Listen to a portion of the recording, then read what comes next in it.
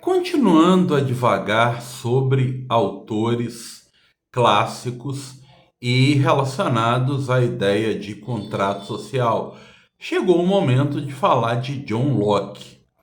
O Locke diverge bastante de Thomas Hobbes para início de conversa quanto à concepção do estado de natureza. Ele acredita que o homem é bom e que o homem tem uma noção rudimentar de seus direitos básicos, direitos naturais básicos. Então, John Locke é um justnaturalista. O homem tem conhecimento da ideia do direito à vida, do direito à liberdade, do direito à propriedade. E o estudo da propriedade é capital na obra de Locke para compreendê-lo.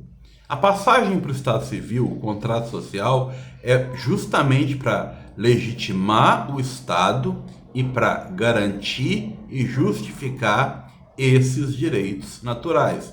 Então, caberia ao Estado garantir esses direitos naturais.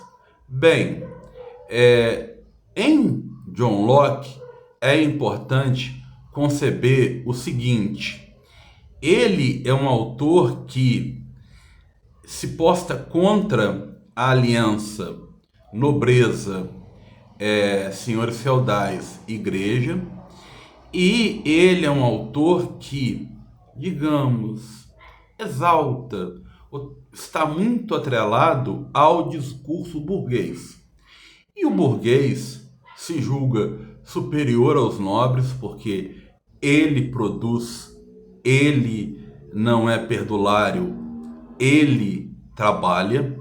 E o burguês se julga superior aos não abastados, aos pobres, porque eles não são capacitados para obter propriedade e são perdulários, possuem vícios. Então, John Locke não é um autor que se posta contra a desigualdade social.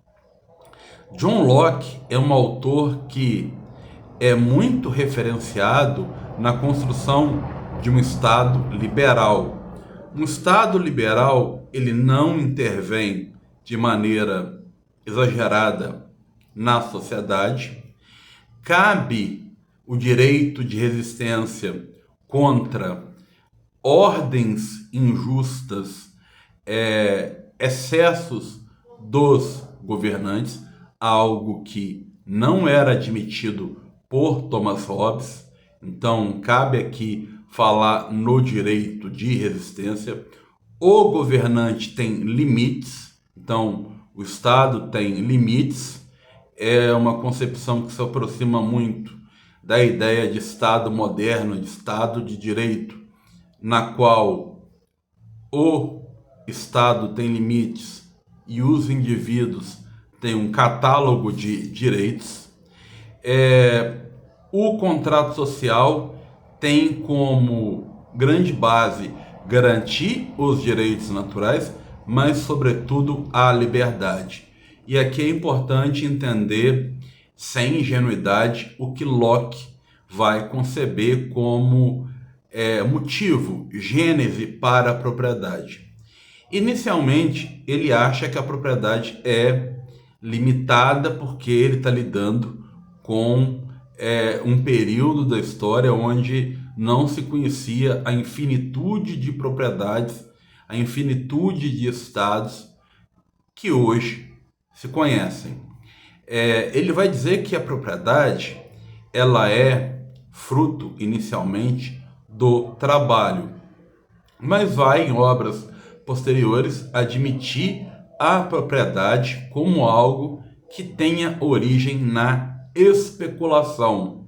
Então, não dá para conceber o nosso autor John Locke como um autor que veja na propriedade tão somente o trabalho. E ele diz que os não abastados, os pobres, podem trabalhar, mas não vão conseguir a propriedade porque não são aptos, porque são perdulários.